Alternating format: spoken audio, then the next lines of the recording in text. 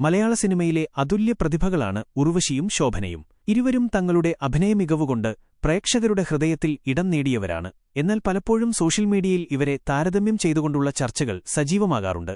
ആരാണ് മികച്ച നടി എന്ന ചോദ്യം പലപ്പോഴും ഉയർന്നുവരാറുണ്ട്. ഇപ്പോഴിതാ സില്ലിമോങ്സ് മോളിവുഡിന് നൽകിയ അഭിമുഖത്തിൽ ഉർവശി ഇതിനോട് പ്രതികരിക്കുന്നു. ഒന്നിനെ മറ്റൊന്നുമായി താരതമ്യം ചെയ്യുന്നതിൽ അർത്ഥമില്ലെന്ന് ഉർവശി പറയുന്നു. ഈ ലോകത്തിൽ ഒരു വസ്തുവിനെയും ദൈവം ഒരേപോലെയല്ല സൃഷ്ടിച്ചിരിക്കുന്നത്. പിന്നെ എങ്ങനെയാണ് നമ്മൾ താരതമ്യം ചെയ്യുന്നത്? താരതമ്യങ്ങൾ നല്ലതല്ല. മമ്മൂട്ടിയാണോ മോഹൻലാലാണോ മികച്ച നടൻ എന്ന ചോദ്യം പോലെ തന്നെ അർത്ഥശൂന്യമാണ് ശോഭനയെയും തന്നെയും താരതമ്യം ചെയ്യുന്നത്. ഇരുവർക്കും അവരവരുടെ വ്യക്തിപരമായ അഭിനയശൈലിയുണ്ട്. ശോഭനയെ ഇഷ്ടപ്പെടുന്ന ധാരാളം ആളുകളുണ്ട്. അതുപോലെ എന്നെയും ഇഷ്ടപ്പെടുന്ന കുറച്ചുപേരുണ്ടാകാം. എന്നാൽ ഈ താരതമ്യത്തിന് യാതൊരു പ്രസക്തിയുമില്ല. ഞങ്ങൾ രണ്ടുപേരും വ്യത്യസ്ത വ്യക്തിത്വങ്ങളായി നിലകൊള്ളുന്നു. പലരും എന്നോട് ചോദിക്കാറുണ്ട്, നിങ്ങളിൽ ആരാണ് കൂടുതൽ മികച്ച സിനിമകൾ ചെയ്തത് എന്ന്. എന്നാൽ അങ്ങനെയൊരു താരതമ്യം ശരിയല്ല.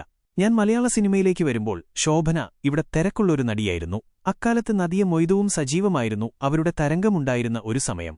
IV ശശിയുടെ സിനിമകളിൽ ഞാൻ അഭിനയിക്കുമ്പോൾ ധാരാളം നായികമാരുണ്ടായിരുന്നു. എന്നാൽ 1988 ആയപ്പോഴേക്കും സംവിധായകർ പൂർണ്ണ വിശ്വാസത്തോടെ ഒരു സിനിമയുടെ ഭാരം എന്റെ ചുമലിലേക്ക് വെച്ചുതരാൻ തുടങ്ങിയെന്നും ഉർവശി കൂട്ടിച്ചേർക്കുന്നു.